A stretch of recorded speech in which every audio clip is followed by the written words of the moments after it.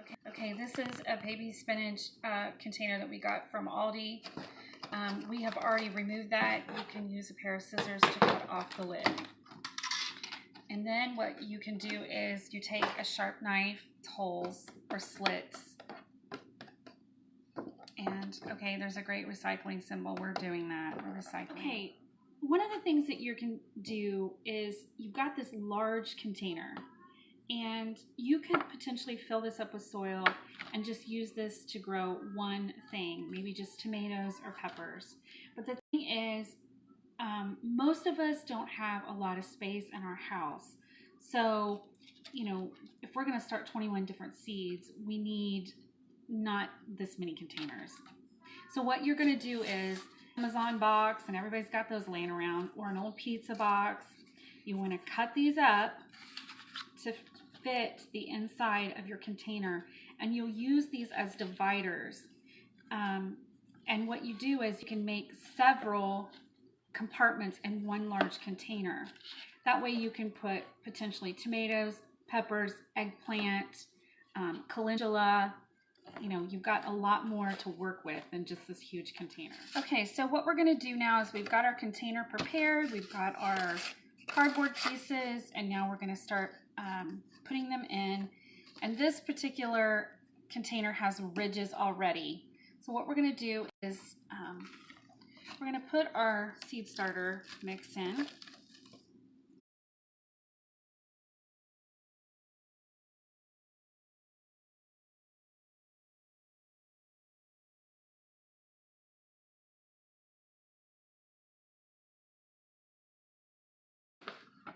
This is great. This is such a great way to recycle. See how many containers now we have? We have 4 sections in which we can start. And you want to kind of pat the soil down.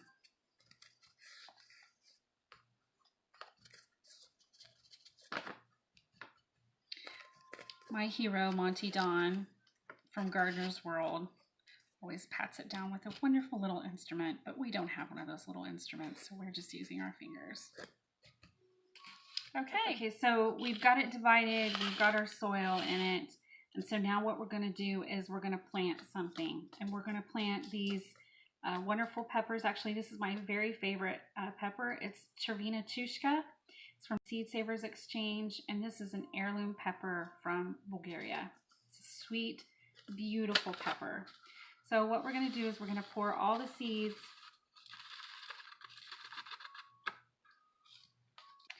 and we're going to take them, and you want to try to separate them. Don't try to get them right on top of each other because their root systems will intertwine. You want to give them a little space.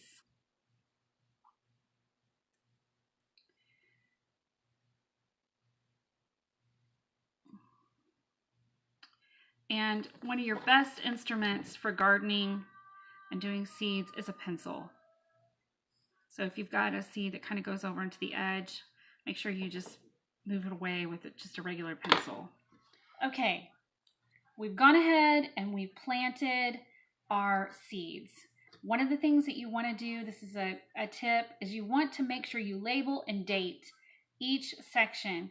We got these from the dollar for $1, of course, and they're just popsicle sticks that are wooden.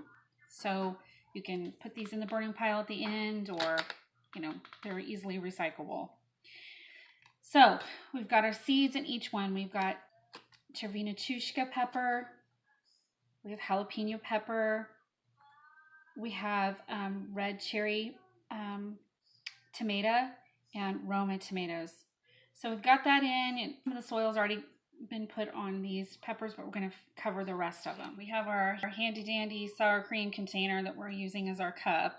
What we're going to do is we're just going to lightly cover the seeds.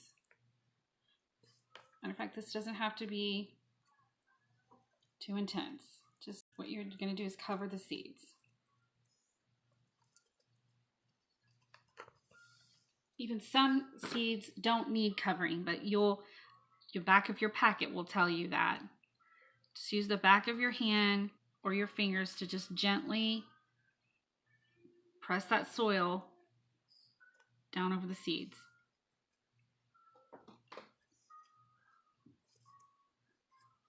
Okay, now that we've got our soil covering our seeds, we're labeled, we're ready to go.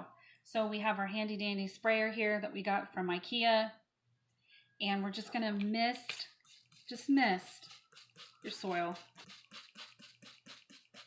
Go through each section because you did use some paper or cardboard to separate them.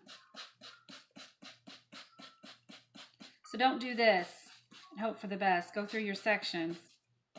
Make sure everything gets misted.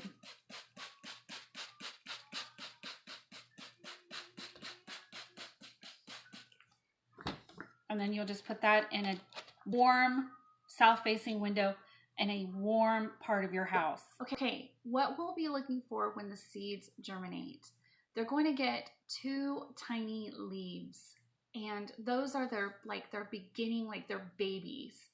What you're looking for is as those leaves they will turn into the shape of a leaf of like a tomato or whatever. Maybe they'll be ferny, but what you want to do is when that seed germinates, you're going to want to prick them out and put them in individual cells.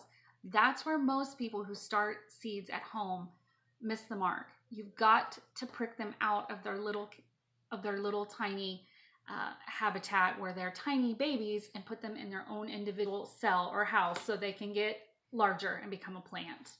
Okay, we just wanted to let you guys know that you need to stay tuned, because after our seeds germinate and become seedlings with the 2 leaves and are ready to transplant into their next cells, we will have a video on showing you how to do that. Also, like a lot of times transplanting it's called pricking out the small seedlings, and we will show you how to put those in the cells. It's very simple.